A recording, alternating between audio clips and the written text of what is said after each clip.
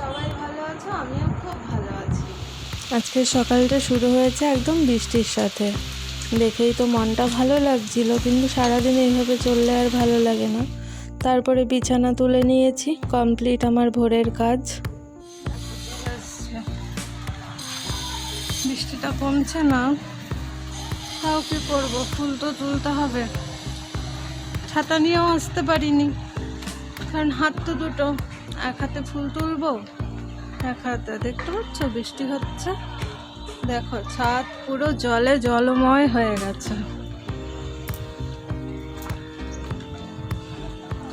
সকাল থেকে যে কি শুরু হয়েছে, সেই তখন বলেছিলাম না একবার যে আষাঢ় মাসে শ্রাবণের ধারা, এখন তাই জন্য হয়তো সত্যি সত্যি শ্রাবণের ধারাই নেমেছে।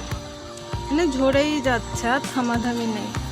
এই একটু কম পড়েছে বলে সেই দেখে দৌড়ে দৌড়ে চলে এসছি যে আগে ছাদের কাজটা করে নি।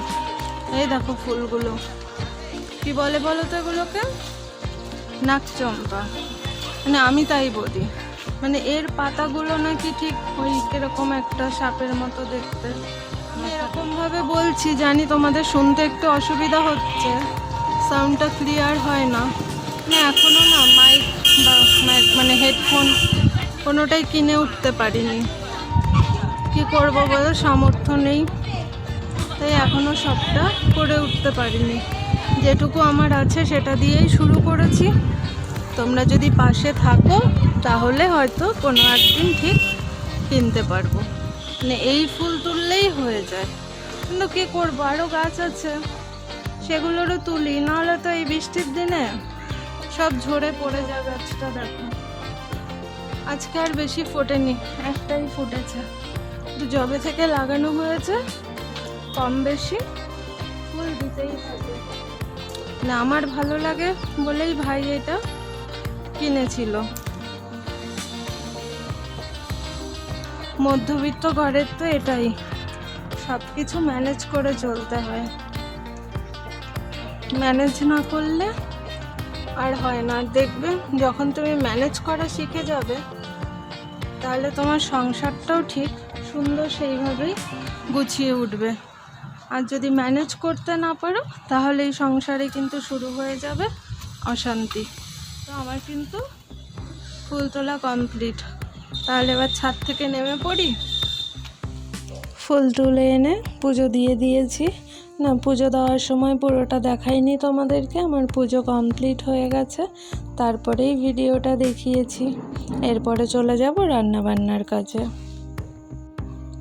এরপরে দেখি বাবা বাজার থেকে নিয়ে আসছে একদম গঙ্গার টাটকা টাটকা চুনো মাছ। যেহেতু বাইরে বৃষ্টি হচ্ছিল, তাই আর কি করবো, এই বৃষ্টির মধ্যে বাইরে আর মাছ কাটতে কোথায় বসবো। আর এই মাছগুলো কাটতে সেরকম একটা ঝামেলাও হয় না, তাই আমি আর মা দুজনে মিলেই ঘরের মধ্যেই বসে পড়েছি। মাছ টাছ কাটা কমপ্লিট হয়ে গেছে। তারপরে এই যে মাছ কিভাবে রান্না করতে হয় সেটাও তোমাদেরকে দেখিয়ে দিয়েছি। আমি করি না, মাই করে, তাই মাকে বললাম তুমি করো, আমি ভিডিওটা করতে থাকি।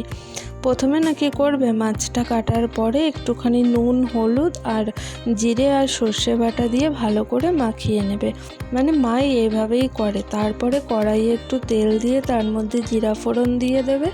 তারপরে ওই যে মাখানো ছিল মাছটা, সেটাকে কড়াইতে দিয়ে দেবে একবারে। মা প্রথমেই দেখলাম জল দেয়নি, একটু সময় এপিট ওপিট করে ভেজে নিয়েছে ওরকমভাবেই। তারপরে একটুখানি মানে একটু হালকা হালকা ঝোল থাকবে এরকমভাবে দিয়েছে, যাতে খুব বেশি একটা ঝোল না হয়, কারণ একদম ছোট ছোট মাছ তো এগুলো, সিদ্ধ হতে বেশি সময় লাগে না, তাই খুব কম পরিমাণেই জলটা দিয়ে নিয়েছে। তারপর জল দেওয়ার পরে কিছুক্ষণ ফুটিয়েছে, ফোটানোর পরেই কিন্তু রেডি হয়ে গেছিলো। মানে জল দেওয়ার পরে কিছুক্ষণ একদম হালকা করে গ্যাসটাকে রেখে দিয়েছে, রেডি হয়ে গেছে আমাদের চুনো মাছ। আর এই যে রান্না শেষ হয়ে গেছে, মানে চুনো মাছ করেছিল, আর করেছিল কাঁচকলা, পেঁপে এসব দিয়ে একটা তরকারি, আর সাথে ছিল উচ্ছে ভাজা। রান্নাবান্না কমপ্লিট যখন হয়ে গেছে, তারপরে চলে এসেছিলাম জামা কাপড় গোছাতে। মানে কিছু ভিজে জামা কাপড় এখন আবার মেলতে হবে, তার জন্য যেগুলো শুকিয়েছিল সেগুলো তুলে ভাঁজ করে নিয়ে রেখে দিলাম। রান্নাবান্না কমপ্লিট, এবার কি করব, তাই নিজেকে একটু সময় দিচ্ছি। দেখতেই পাচ্ছ বসে পড়েছি নেল পালিশ পরতে, মানে কিছু করার নেই তো, দেখছি হাতটা ফাঁকা ফাঁকা, তাহলে আর কি করবো, একটুখানি সাজুগুজু করি। আসল কথা হচ্ছে একটা জায়গায় যাওয়ার কথা আছে, তাই একটু রেডি হয়ে নিচ্ছি, নিজে একটু সাজুগুজু। দেখো নেল পালিশটা কেমন লাগলো, কালারটা কেমন হয়েছে জানিও। আর হ্যাঁ, তখন পর্যন্ত ভিডিওটা যদি আমার কোনো নতুন বন্ধু দেখে থাকো তাহলে তাকে আমার চ্যানেলে অনেক অনেক ওয়েলকাম।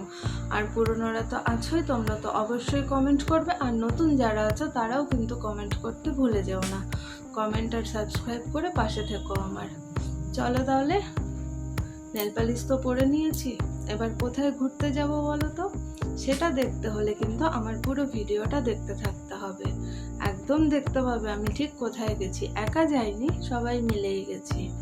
তো এরপরে আমি খাওয়া দাওয়া করতে চলে যাই। এই দেখো, বলেছিলাম না ঘুরতে যাব, দেখো রেডি সেডি হয়ে কিন্তু আমরা বেরিয়ে পড়েছি আমাদের যেখানে যেতে হবে তার উদ্দেশ্যে। না, কোনো জায়গায় বেড়াতে যাইনি, আমাদের একটা কাজ ছিল, সেই দরকারটা মেটাতেই চলে গেছিলাম আমি আর ভাই মিলে। আর সঙ্গে ছিল তোমাদের দাদাও আজকে। এই যে দেখো, বৃষ্টি বোঝাই যাচ্ছে, রাস্তায় পুরো জল, সব জায়গাতেই কম বেশি বৃষ্টি হয়েছে। ঘুরে টুরে তারপরে বাড়ি চলে এসেছি। এরপরে চলে আসলাম রাতের খাবার নিয়ে। আজকে রাতেও ছিল রুটি আর সাথে ছিল ঘুগনি। আমার কিন্তু রাতের খাবার রেডি হয়ে গেছে। এরপরে রাতের খাবার করে চলে গেছিলাম আবার একটু ছাদে, কারণ রাতের গাছগুলো কিন্তু দেখতে অন্যরকম লাগে। আর এই দেখতে পাচ্ছ ভাইয়ের এই যে কামিনী ফুলের গাছটাতে পুরো গাছ ভর্তি ফুল হয়ে গেছে। কেমন লাগছে তোমাদের গাছটা দেখে বলো? আমার কিন্তু খুব সুন্দর লাগছে, আর এই ফুলের গন্ধটাও এত সুন্দর। রাতের খাবার ডান, একটু ছাদেও ঘুরে নিয়েছি। আজকের ভিডিওটা তাহলে এই পর্যন্তই। সবাই খুব খুব ভালো থেকো, বাবা মাকে দেখে রেখো। চলো তাহলে, টাটা, গুড নাইট, শুভরাত্রি। আর হ্যাঁ, সাবস্ক্রাইব, কমেন্ট আর লাইক করতে কিন্তু ভুলে যেও না। কমেন্ট করে সবাই পাশে থেকো। টাটা।